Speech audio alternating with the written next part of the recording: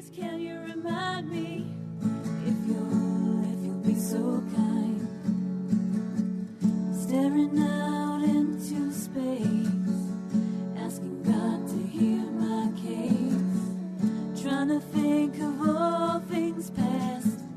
How long will my memory last? With purple angel, purple angel, purple angel, you're next to me.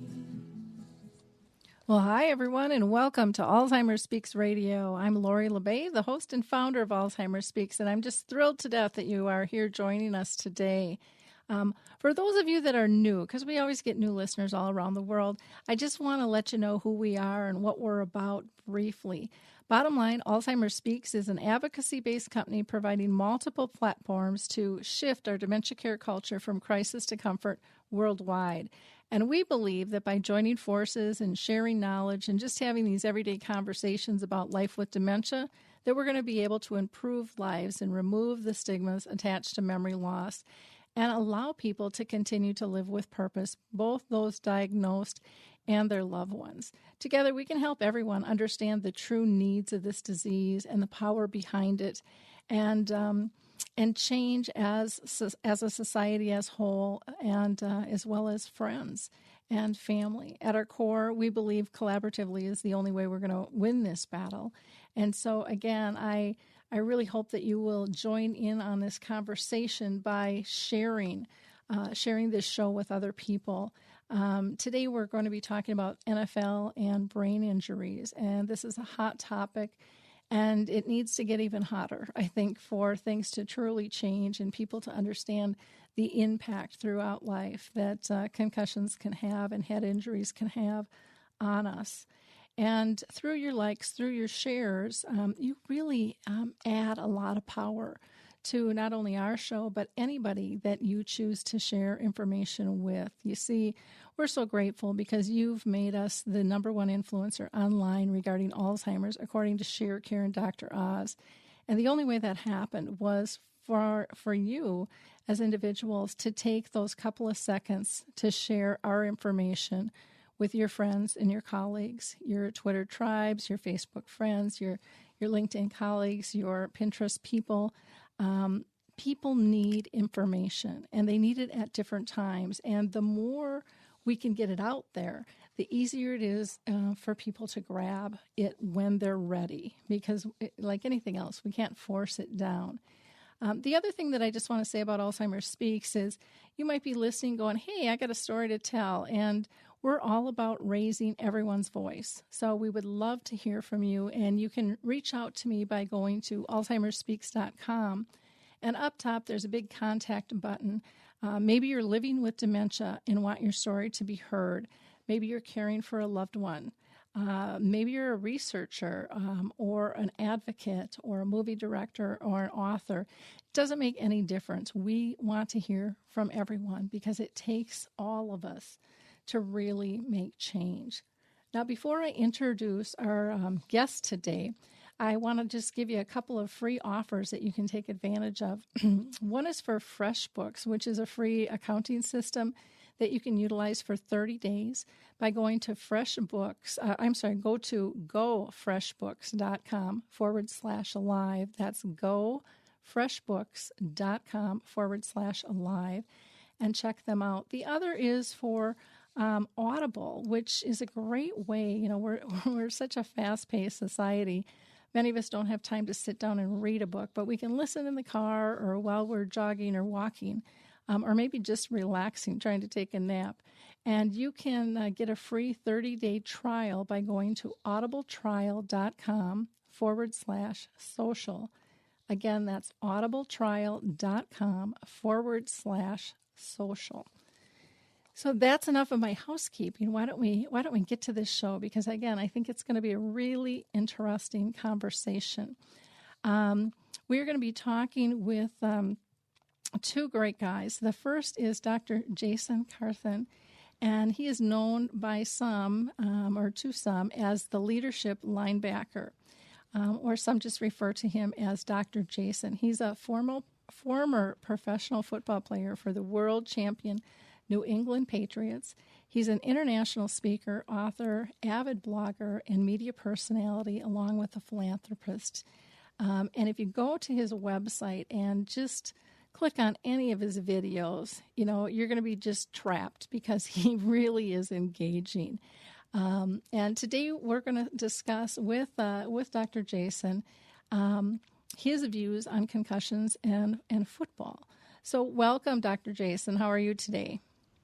Oh, I am well, and thank you so much for that introduction. That's a lot to live up to, but I'll try. Oh, it's pretty simple. You go to your website, and it's so impressive, and you are so engaging and just so authentic, which is rare these days, to feel somebody's passion come through video and through the internet. But it just bounces right off the machine and hits you right in the soul. So I thank you for your work.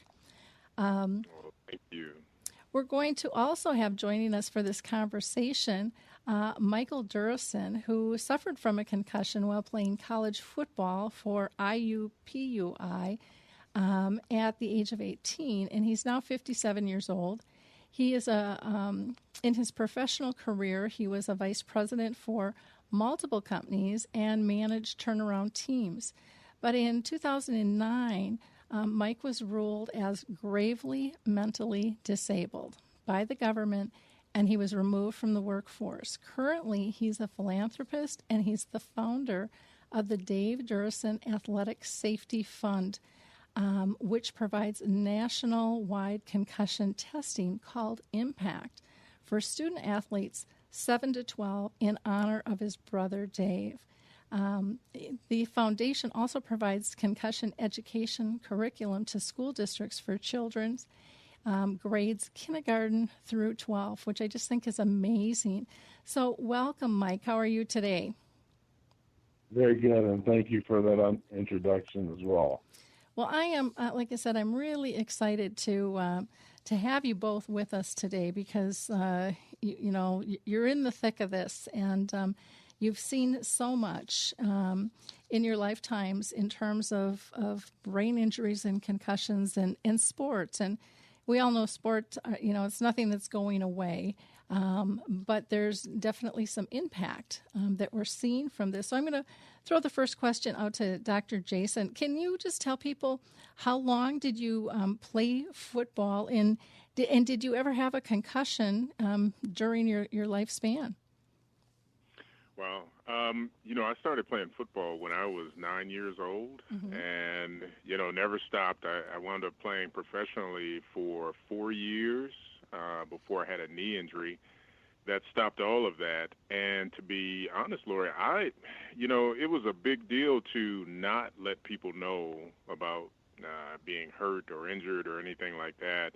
And so there was probably some times that I did have my proverbial bell rung, and mm-hmm. I didn't know it was a concussion. But I had all of the symptoms that a concussion is really described as having right now. And I kept going anyway. And, so I don't know exactly how many I would have had mm-hmm. at this point. But over that span of time, and especially playing professionally, who knows exactly how many, but really challenging, after experiencing some of those hits and actually giving some of those hits as well. So yeah, it is a give and take kind of game, that's for sure, out there. And I think that's one of the tough parts with it too, is you don't really know to what extent has this had impact. Do you ever, Jason, do you ever worry now about the knowledge that's out about concussions? Do you ever personally worry about what's happening with my brain, and am I going to see any major changes? Yes, and just to, I guess, provide a little bit of clarity, I think it's one of those things that it's in the back of your mind. For me, it's in the back of your mind, and little things begin to happen, and they've been happening now for a few years, and you just sort of say, oh, that's because I'm getting older or something like that, but it's very unsettling, So I do think about it, and I wonder, when something may happen, or if what some people would say are symptoms would get worse, what that would look like. So yeah, I mean, it's always in your mind, just because of such a dangerous game that we played, and just some of the hits and all of that. So yeah. Well, and it seems like society loves to see those big bangs, if it's in football or if it's in hockey.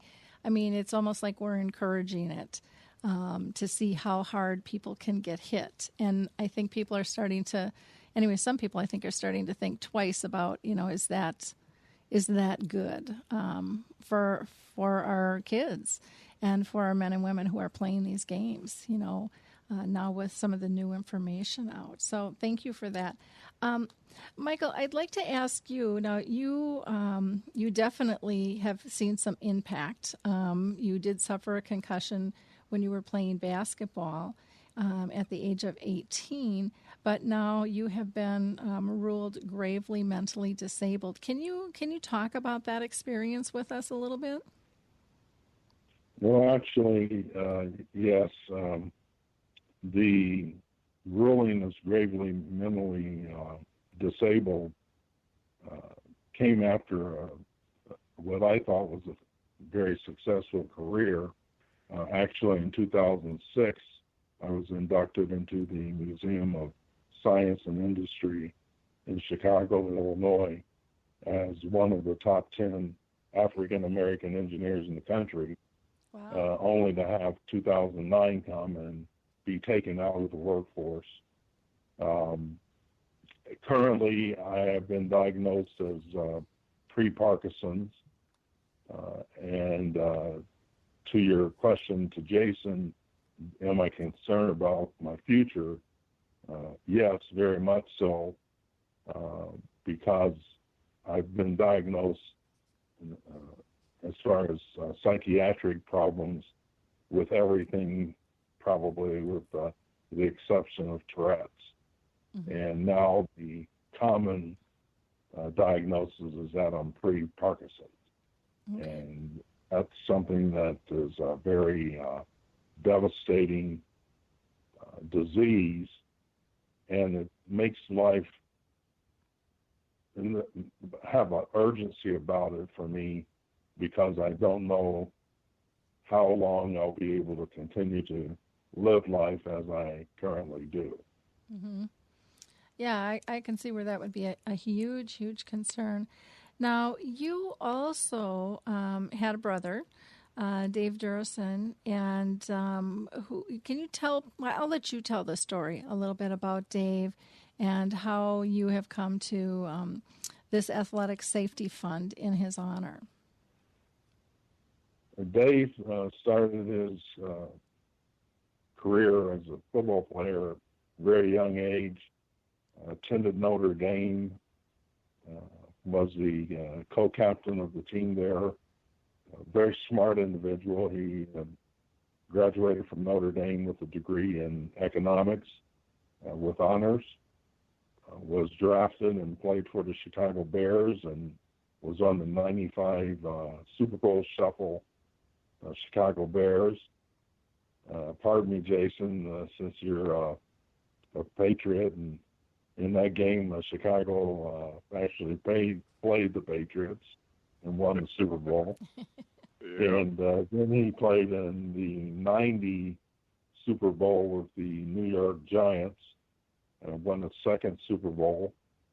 And he was the NFL Man of the Year twice, once winning the Travelers Man of the Year, and then the second time winning the Walter Payton Man of the Year award. And his NFL career was 11 years.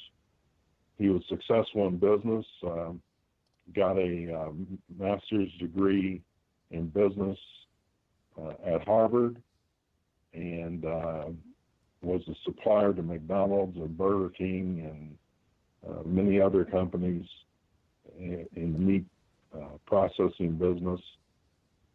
And then in 2011, Dave took his life while he was a member of the NFL Disabilities Commission, which was consisting of 3 players and 3 owners of the NFL.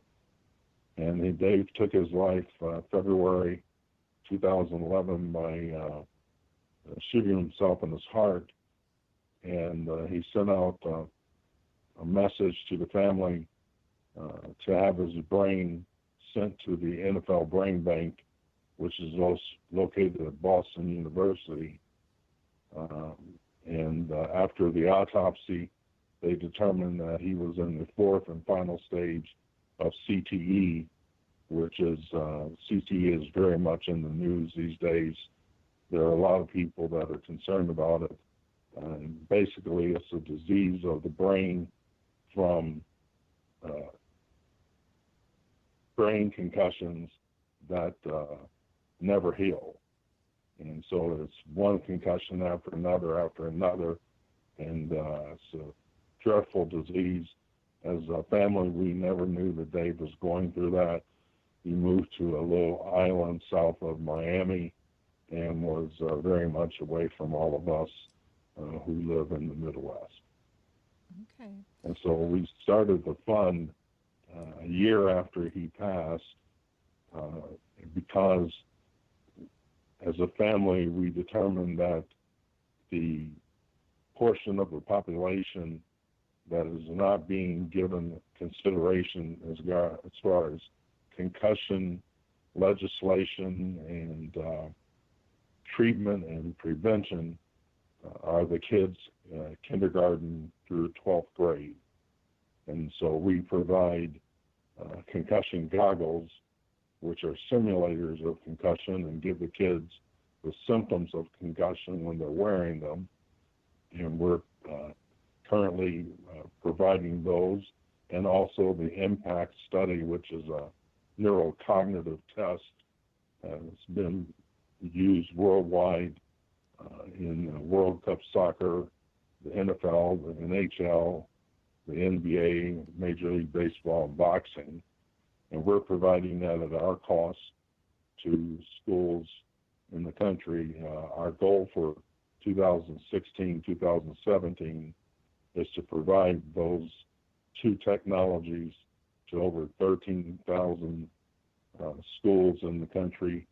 We're basically trying to provide to the 100 largest school districts in the country, and if we're successful, we will touch over 7.2 million children during this next school year.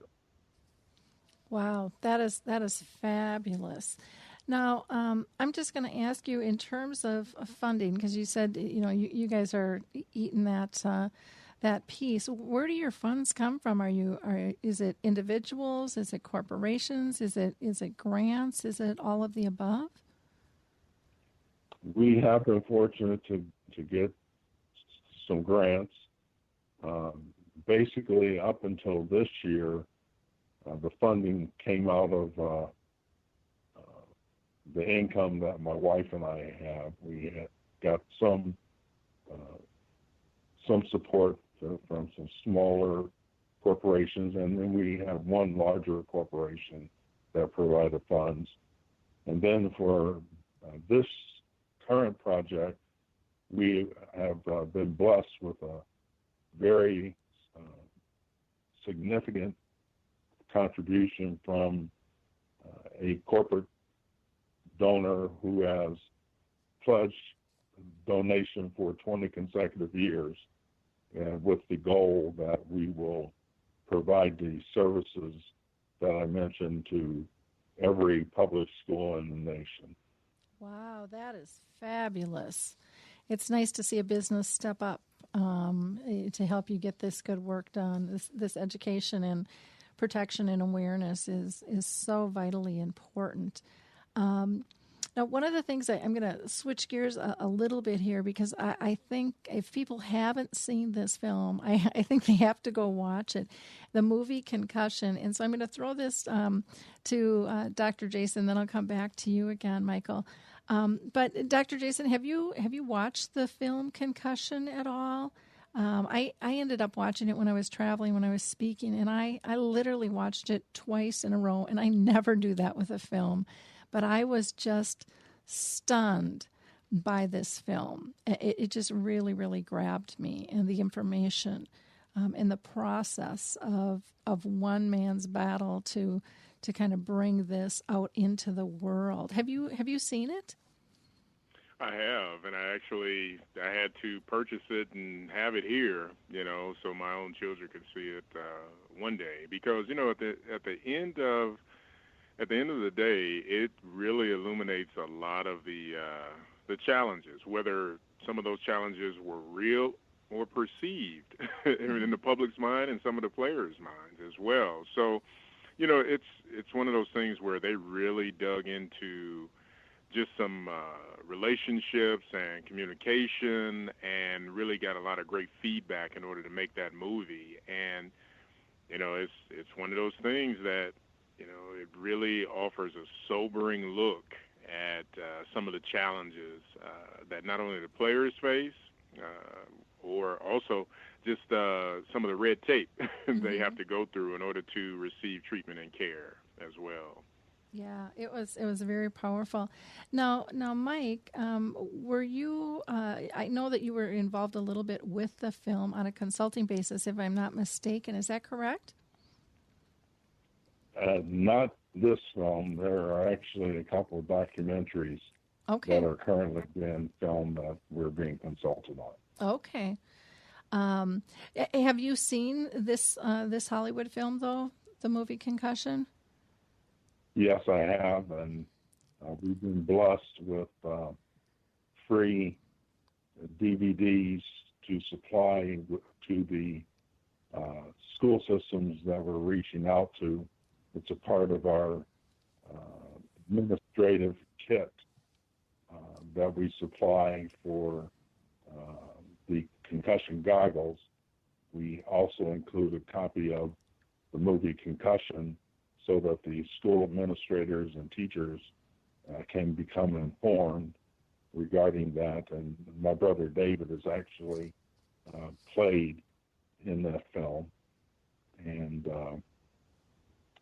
Sony has been very good to us to allow us to utilize their project and their funds to send that movie around the country.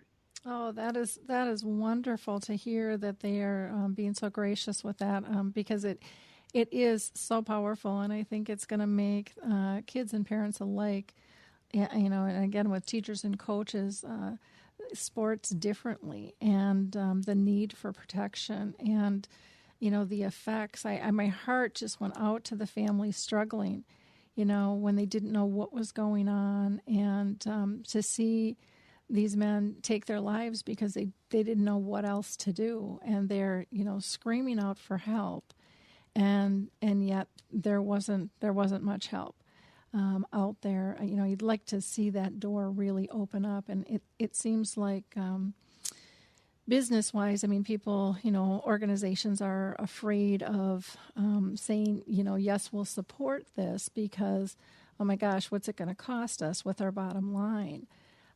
But, it's the right thing to do, to be able to support people through the risks of the game, if it's football, if it's hockey, or whatever. And I think if we can at least help remove some of the fear and give people some support, and there's lots of things we can do to help a family understand this, and the person diagnosed learn to live with it the best they can. That's a huge gift. That really offsets a lot. It doesn't get rid of the disease, but at least it takes away the isolation, which I think is just so devastating to so many people out there. And, when I talk to people all over the world, because of, what I do, one of the things people with dementia say over and over and over again is just the fact of, how did you deal with that diagnosis? And most of them say it was a relief. At least now I know there's really something wrong. Where before they just thought they were going crazy. And that's kind of what I saw in the film, was these poor guys just struggling, thinking that they're nuts, not knowing what is happening to them. And I just think that that's such a critical piece, that we have to raise a voice on this and do it in a compassionate, caring way. Not saying that we can fix it, not saying that we have all the answers, but we can support people in a gracious manner and listen to them. Give them an outlet so that the researchers can truly learn what's going on, with this disease. And I think that's such a misstep not to engage and have those honest conversations, because to me it puts us behind the 8 ball of fighting the battle of the disease. Dr. Jason, what would you, I guess, say to those comments of mine? Is that something that aligns with you, or are you thinking, this gal's a little wacko? No. As you were talking, I mean, it resonates with me, and, just you said a lot, so I'll just pick out one thing there at the end. The whole idea of just having these feelings on the inside of uncertainty. That's probably the best thing for me to call it. Just feelings of uncertainty and wondering, okay, what is this? What's going on? Why these changes now? Like you said, it's almost just a relief when you're able to understand, okay, I'm not the only one dealing with this. I'm not the only one that has some concerns or challenges or whatever it may be. So, that part resonates with me about what you shared. But then also, just going back to some of the things related to what were depicted in the movie, it was heartbreaking to see a lot of just the examples. And while they were actors, they were still very good actors, and they showed, the guys that had that gradual decline, but they felt isolated. Mm-hmm. That's the part that's just horrible if you really think about it. And in some ways, you really want to ask, why did it come to that? Why did it take so long? And I'm just hoping that now with shows like yours and some of the things that are taking place to really heighten awareness, more things can be done, and no one has to feel like they're isolated and they have to really walk this thing out all by themselves. So, yeah, everything you shared, it's on point. It resonated with me. Well, and even I remember one of the wives saying, "If I only would have known. If I only would have known, I would have done better. I would have changed my response, but I didn't know." And the fear the families had with some of the behaviors, were really outbursts and really threatening to these families. And how spooky, for all sides to be involved in that, when the guys knew that's not who they were and it's not who they wanted to be, but they couldn't stop those behaviors. And for the children and the wives and I'm sure the friends as well, seeing these behaviors. And, I don't know, Mike, if one of the reasons Dave moved was to isolate himself, to try to hide it. Because I hear that from a lot of people. They don't know what to do, and so they move away and they kind of do a self-isolation because they're afraid of hurting someone. Just with regular dementia, for some people will not be able to even sleep in the same room anymore. And as a husband and wife or partner, that's a significant change. But some of them wake up with these dreams and hallucinations, and they start attacking who's next to them. And so they choose to sleep in separate rooms so that they don't harm their loved one. I mean, those are things we don't talk about, and we need to have these conversations. One of the things that I love about my job is in terms of being able to engage people. And so one of the platforms that I have now is called Dementia Chats. And it's just a beautiful place for people with dementia to be able to be the experts, because they know what it feels like. They know what it looks like. They know what it's doing to their bodies. We're just all guessing. So why not ask directly? Why not empower them to help the next guy in terms of having these conversations? It's just a very simple concept. And if there are, players listening that would like a platform like that, I would love to create another one specifically for, brain injuries. And we could even do one, specific to the CTE. To try to bring people together that are experiencing similar things and to help educate the public on what it's like. And we have phenomenal conversations. I learn something every time I do one of those. And, they're free to the public. They're free to professionals. We record them. They're accessible. And it's just, there's so many simple little things that don't have to cost a lot of money, don't have to take a lot of time, but that we can learn from and we can empower all people with. And it's just a neat thing that I think it's time in this element for organizations to stand up and say, we can help. We can't take away what's happened. The game may not even change in terms of rules or what's going on, though I know a lot of that stuff's being looked at, but we can support our players and we can support their families through information and through education and through community. And I think that could help so many. Mike, what is your thought about, do you think people playing football or families would be interested in additional support? What you're doing is wonderful. I love you're getting into into the kids, into the schools and stuff. But do you think that there's a need for families and players to have additional support as well? Yes, I do. We are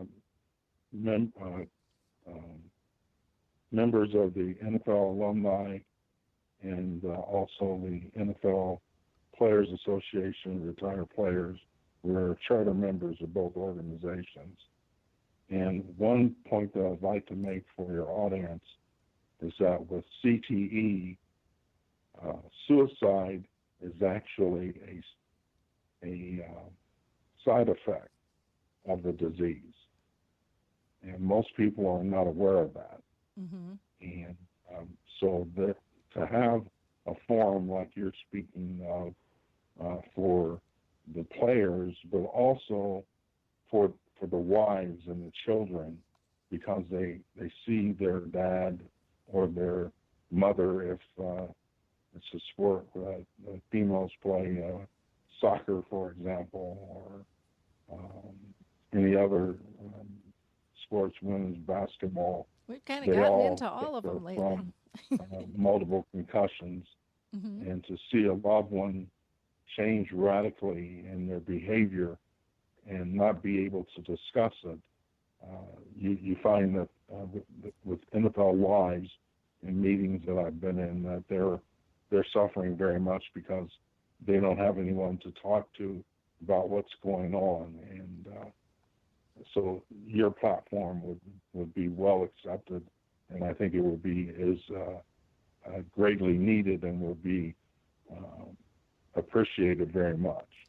Well, and I think with, when you're dealing with sports and stuff, you've got elevated personalities, and I think a lot of times things are expected to be hidden more from the public, that you're in control and everything looks good. And Dr. Jason, am I wrong on that? But it just always seems like, everything's supposed to look good, and I would think that would make it harder for families to be authentic in terms of dealing with their emotions. I think you're dead on, and I don't think it's just the idea of the sports context. I think just human beings in general want to have it all together.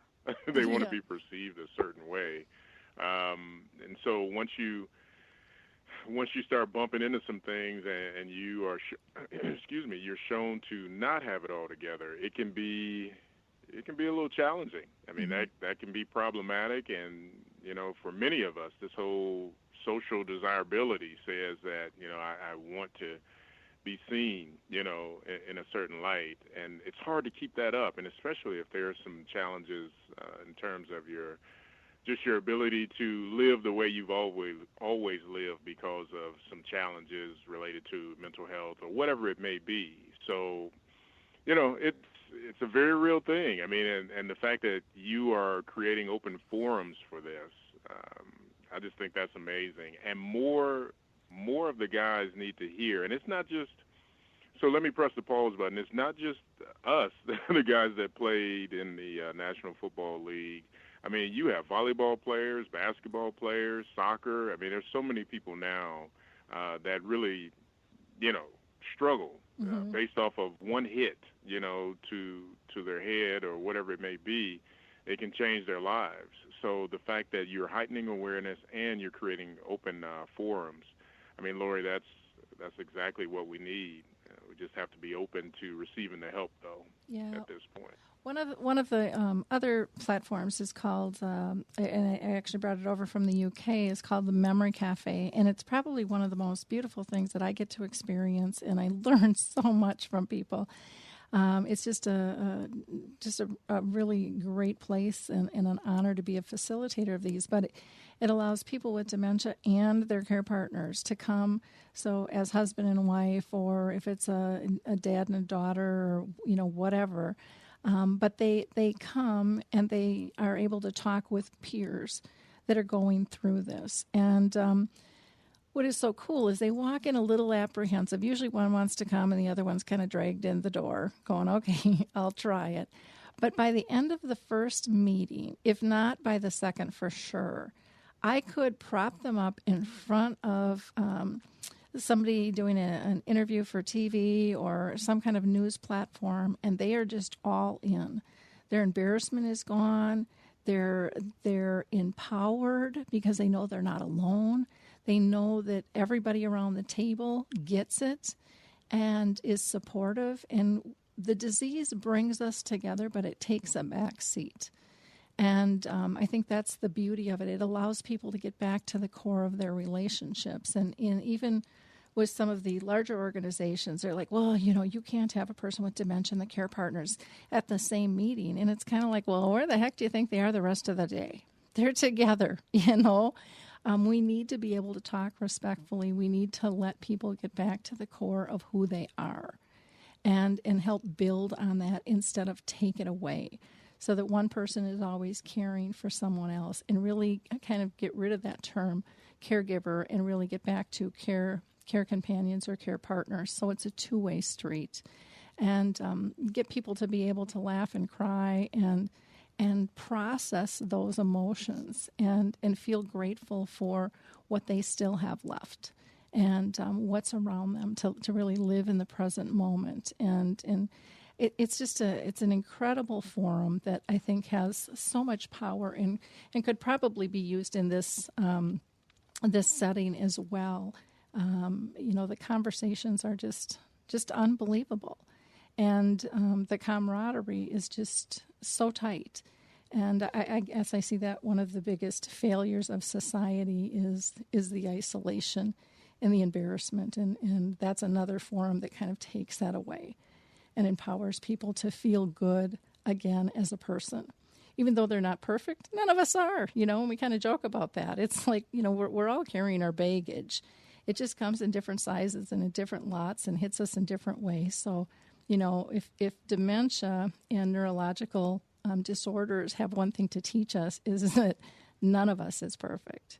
And, so let's just clear that off the table right now. Let's stop striving for that and let's learn to be authentic, because authenticity brings us so much peace and so much joy and, simplifying things because we've gotten so fast-paced and things. So, it's just, like I said, I'm so behind all of this and would love to help create some change. So hopefully even just our conversation will get some of our listeners and maybe some players and some organizations thinking a little bit differently, that this doesn't have to break the bank. It can actually, I think, support them from draining the bank in a lot of ways, just by doing social good, just by remembering we're people and we're human at our core, and that we need support. Now, I do want to see, Mike, if you had anything else you wanted to add, but I definitely want to talk a little bit more about, the foundation that you've built and how people can get involved in that. But did you have any comments on what we were just talking about? I think you and Jason have done a great job of explaining the realities and the experiences of the players. And I would just ask a question concerning how people can become involved. We have a website that has a very simple name, which is DD, like Dave Duerson, the word fund, FUND.org. So ddfund.org. And you can go to that site and you can see what we're doing. We've had this site since 2012.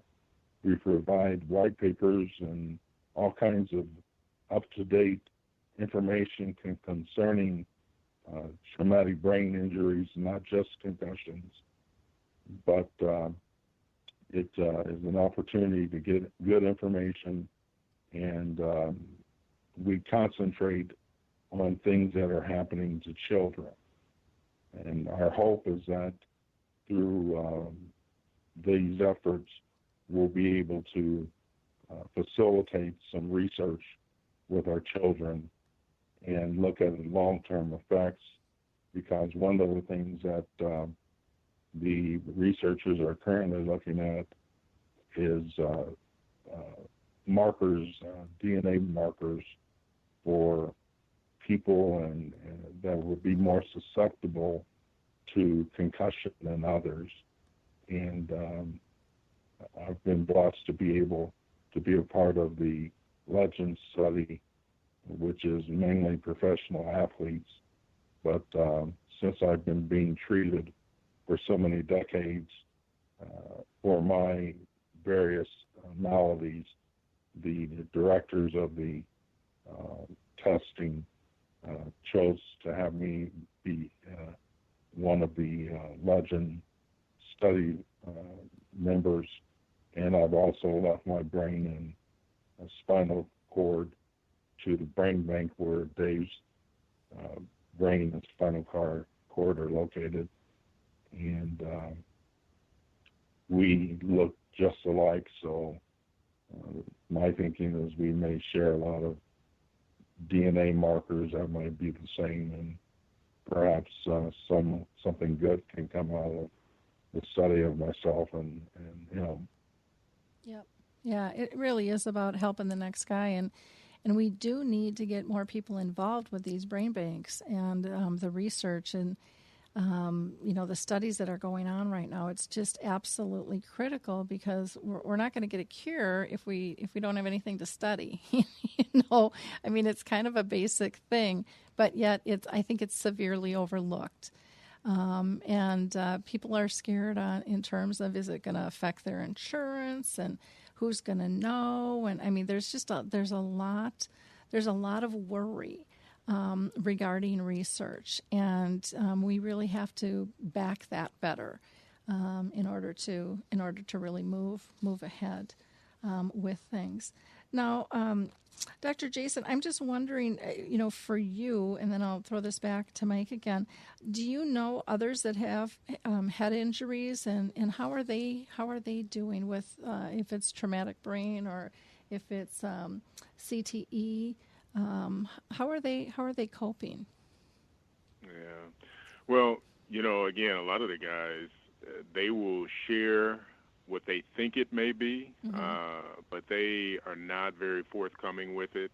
And it's almost, this is the sad part that you touched on earlier, but it's almost like a sense of shame that's associated with it. And the guys that I talk to, because we'll get together for whatever it may be, appearance or seeing the children or talking to the youth, and you can tell there's something going on, but they don't really like to talk about it, and I can't blame them. I don't like to talk about anything like that. It really speaks to facing some things that you may not want to face at that point.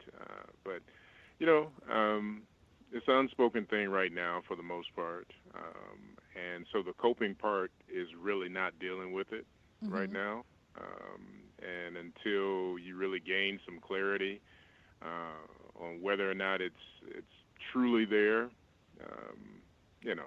it's not really something that's discussed too much, other than maybe an offhanded remark to try and make light of it or something like that. But yeah, I mean, Laura, it's not something that's really focused, and people are trying to discuss next steps or getting help around certain things, if that makes sense. Yeah, it makes total sense, and that's what I've seen in my years with just Alzheimer's and dementia in general is, and when you say the shame game, I mean, that's awful. Nobody should feel ashamed of having a disease, and yet there is such shame and blame too that comes from all different directions with this, and that we've got to get rid of that. We've gone in and we've supported cancer when people couldn't even say the word; it was just the C word. We've gone in and supported AIDS, where people couldn't have that conversation, and it's time for all these neurological disorders to get out of the closet and get into the living room and people be able to have a comfortable conversation. And the only way we can do that is to be honest. And, that might be through tears and laughter, but, we have to have these authentic conversations. It's what people deserve. It should be almost a rite of passage in terms of this life, as far as I'm concerned, and not something that they have to struggle with. There's too many other things to struggle with. We've got to support these people, dealing with this. We just have to. We've got to change. So thank you so much for that. No, absolutely. And if I can add one other thing, I know, I think one other thing that we have to be mindful of is that if we're going to be transparent and open and admit that there's an issue, we need a lot of support, around that. So that's huge, because I think the part that no one wants is that if you say something and then you're ridiculed, or someone says you don't have that, or you're trying to do something, it just makes it worse. Yeah. It makes it worse. So. Well, and we just had a conversation on our dementia chat, so probably within the last 2 months, about how many of them are diagnosed with Alzheimer's or Lewy body or frontal temporal lobe or Alzheimer's, whatever it might be, and they have family and friends argue with them. Well, you look fine. Well, I'm not fine. I know I'm not fine. The doctors say I'm not fine. And some of them even speaking out on Facebook and becoming advocates, some of them have actually gotten attacked by others verbally, saying there's no way that you can have this disease and still give a speech. There's no way you can. And everyone who's diagnosed with a neurological disorder is going to respond a little bit different. Their symptoms are going to be a little bit different. And, we have to start being respectful of that. It isn't an ABCD type process. And everybody who cares for somebody is going to react different. Every environment is going to trigger, things changing. And we all want this kind of silver bullet answer. And it's not there. It's about building a toolkit. It's about being gracious. It's about starting to ask ourselves, why is this here and what can I learn from it? Instead of why me, and feeling sorry for it being there. Not that you're not going to go through that. That's part of the grief process. But if we can get people empowered to say, what can I do to help out the next guy? What can I do to help myself, my family? What can I learn? Because so many of the lessons that I've learned through my mom's 30-year journey with this disease, they're life-enhancing in all areas of my life. Not just when I'm talking with somebody with dementia, but with everybody I interact with. And I think there's just beautiful life lessons that can be learned and embraced if we give people the opportunity to do that, if we give them permission to be honest and authentic, and not always look pretty, and do it right, because none of us do. I mean, none of us do. We're not perfect, So I cannot thank you two enough for being with us today. I just think that this has just been such a fun and brilliant conversation, and hopefully we've raised some awareness here.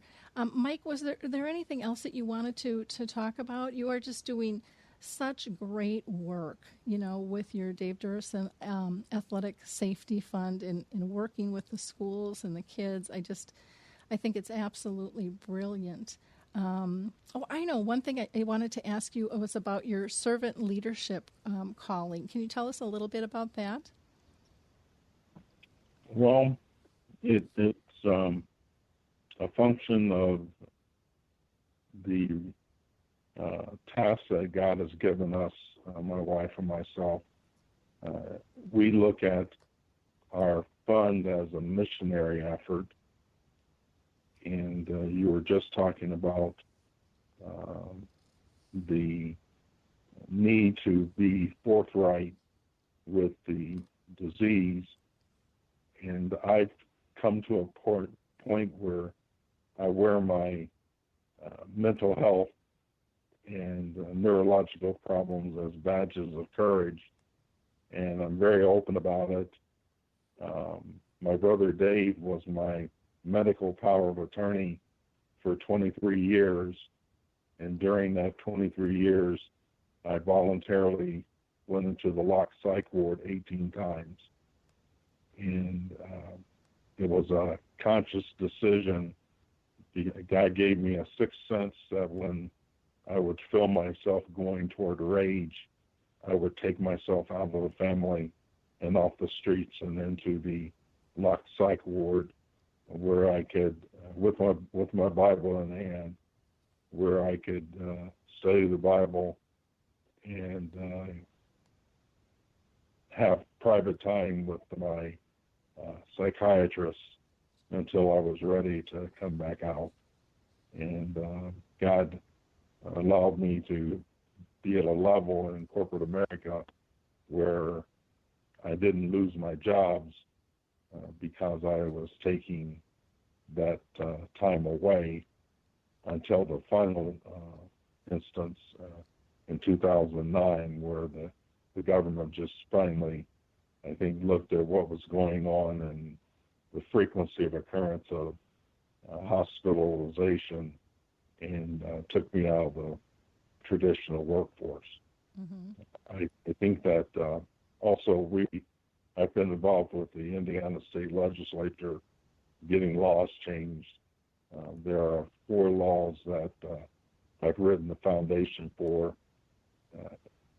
And this last March, we got the first law changed, which basically says that coaches and assistant coaches for beginning at grade 5th grade through 12th grade have to take tests and pass it with a certification, mainly offered through the Centers of Disease Control on concussion awareness, education, detection, and treatment. And they have to take this test every 2 years and pass it, or they can't coach in the public school system in Indiana. And we have 3 other laws that I've written the foundation for. The 4th and final law is addressing mental illness. In the state of Indiana, mental illness is not considered a medical situation. It's actually considered civil disobedience. I don't know how many other states have backward laws like that, but in Indiana, it's not a mental problem, not a medical problem. It is a civil disobedience. So the people that have mental health problems end up in the courtroom sitting next to criminals. And it's just a terrible situation. And God has given me the direction and the words and the ability to work with the legislators to try and get that law changed. And my intent is to be able to live long enough and continue to communicate effectively to see that change occur. Wow, that's there's a lot of laws that need to be changed, I think, regarding this, and I'm so glad to have you as such a solid advocate, and to be proud of your work. I mean, it's amazing, the work that you are doing, and I thank you so much for that, Mike. Jason, I have one last question I just wanted to run by you, and I'll ask Mike on this too before we end. What are your thoughts, not only on the NFL, but just our community and school sports guidelines for head injuries? What's your take on this? Do they need to change, and if so, how? Yeah, that's a great question. I think right now they take their cues from some of the more established entities like college and then on into the National Football League. So I don't know that you're going to see a lot of, major changes right now. And that's the sad part. In my opinion, I think that some of those things certainly need to change. A lot of these young people have the idea and feeling that they are invincible, so they want those big hits. They want the top competition. They'll do whatever it takes, and they need that, I guess you say, that measured voice from their coaches, from their trainers, from even administrators saying, hey, let's keep the main thing, which is health, certainly great competition, but at the end of the day, we don't want to risk debilitating injuries or anything like that. But a lot of that is going to be really drawn from the cues of colleges and the professional ranks. So I do think there actually need to be changes, but it would have to take a movement. I mean, it would really have to be intentionality for some of those things to take place. And I just don't know where that's going to come from unless it's someone like Mike and yourself, and then also, even with my advocating it as well. But it's just going to have to be just a groundswell and a movement, people that would say, hey, let's rethink some of these rules, especially for our youth. Mm-hmm. Great. Thank you. Anything you want to add there, Mike? I think you covered it very well, and I don't want to bore the audience by repeating those things you said. Okay. Well, great. Well, again, I thank you both so much for your time and your work and your leadership, and your voice. We can't change unless we start having a conversation. And so I thank you for having a conversation with us here on Alzheimer's Speaks about this critical issue. And Michael, in order for people to reach out to you, they can go to your website, which is www.ddfund, that's FUND.org, or they can email you at mike@theddfund.org. And last, it's okay to share your phone number. I just want to confirm that on air. That's fine. Okay. That's fine. Okay, and that number is 847-707-2332. That's 847-707-2332. And for Dr. Jason, you can go to his website at www.jason, and that's JASON, Carthen, which is CARTHEN.com. Jason, was there any other contact information you wanted to give, or people can pretty much grab a hold of you through the website? Oh, no, they can get a hold of me on the website, but then also I just recently really had a lot of success engaging my audience by just telling them to send me a text message. They can text me the message I Speak Life to 38470, and then they will be connected with me, and it will be a good opportunity to stay connected. Wonderful. Well, thank you, too, again, for all you have done in terms of sharing your time and experience and thoughts with us here on Alzheimer's Speaks Radio, and I wish you both the best of luck. Thank you, Lori. Thank you. Thank you. For our listeners, if you missed our last shows, we just got through talking with Colette Wood, who was talking about spiritual care. So you might want to check that podcast out. We also talked with Gary LeBlanc and Lisa Rodriguez about managing Alzheimer's and dementia behaviors in a healthcare setting. And we had Tom and Karen Brenner on, too, last week, speaking about removing the doom and gloom from dementia. And their focus is really with the Montessori method. Our next show, we are going to have a director on with us for a new documentary film that probably isn't going to be released, actually, until late 2017 to 2018. And we're also going to be hearing from Brian LeBlanc, who is just a staunch advocate living with dementia down in Florida. So you can always subscribe to the show. You can listen to them live, or you can listen to them at your leisure. Our next Dementia Chats is scheduled for June 28th, and that'll be at 11 a.m. Eastern, 10 Central, 9 Mountain, 8 Pacific, and 4 o'clock London time. Our last one, we talked about advocacy and how they are using film and video to do that and the impact it has on them. Our last Conscious Caring resource was with behavior specialist Alon Caspi, and he talked about dementia in wood carving. He actually carved a wooden brain that is now being used at Yale University to help educate children when they come through. And our next interview will be with Claire Webster from Canada, and she is with the Caregiver Crosswalk. Just check out, go ahead and check out AlzheimersSpeaks.com. The front page is always rotating with our most current information there. One last thing I do want to mention is that if you are concerned about a loved one who might wander, you may want to take advantage of the Caregiver Alert Center. And you can click on their ad just on our front page.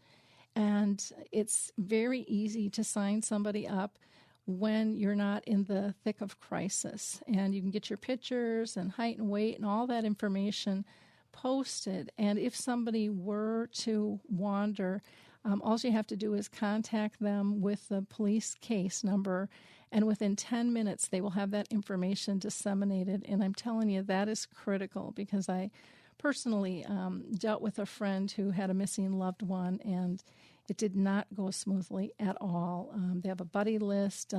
It can change languages depending on where you're at.